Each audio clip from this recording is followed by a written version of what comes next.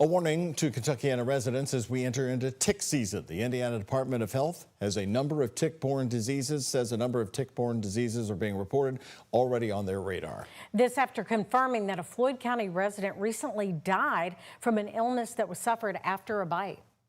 That's right. And as the weather gets warmer and the grass continues to grow, health officials say you need to keep an eye out for tick bites even days afterwards. Our Jose Alonso talked with a Hoosier whose life has drastically changed after contracting a disease, and health officials about what you need to look out for. Lyme disease, ehrlichiosis, spotted fever, some of the ones you want to watch out for here. According to the Clark County Health Department, those are just some of the many diseases you can get if bitten by a tick. Experts are keeping a close eye on them after a case of ehrlichiosis in Floyd County turned deadly. There's always concern for tick-borne diseases within our area. That's why it's important for people to be vigilant and for us to do our job reaching out to the public. Dr. Tom Harris with the Floyd County Health Department says in part, quote, there are about 2,000 cases of ehrlichiosis per year in the United States. The incidence of cases is slightly higher in Kentucky than Indiana. The mortality rate is 1%. However, the disease is curable if treated early with doxycycline.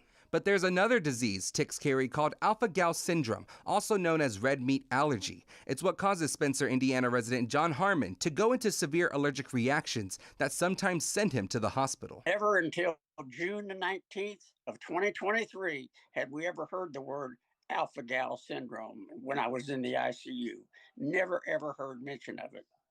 Now we have friends, after reaching out, we know of a lot of people that has this, but they've never said anything about it. They always assumed that it was a red meat allergy. Harmon said even first responders weren't aware of this disease. Ticks can transfer to people. As I'm getting checked out by the EMT people, the lady EMT, she says, his throat is closing up. We have to get him to the hospital. He's got something going on here.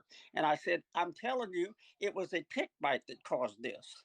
And the driver still said, no such a thing as a tick bite causing this. An entomologist at the University of Kentucky, Jonathan Larson, says this CDC map shows where the disease is heavily concentrated. You can see Kentuckiana on the high end of cases. This is something that's happening more and more in Kentucky. And so the University of Kentucky wanted to step up and make sure that we offered a webinar on this to provide education from a nutritional standpoint. Jose Alonso, WHAS 11 on your side. By the way, UK is hosting a webinar about the alpha-gal syndrome and this red meat allergy to help those affected with it to learn more about it. It's coming up next month. You can go ahead and register for free through a link that's right on our website at WHAS11.com.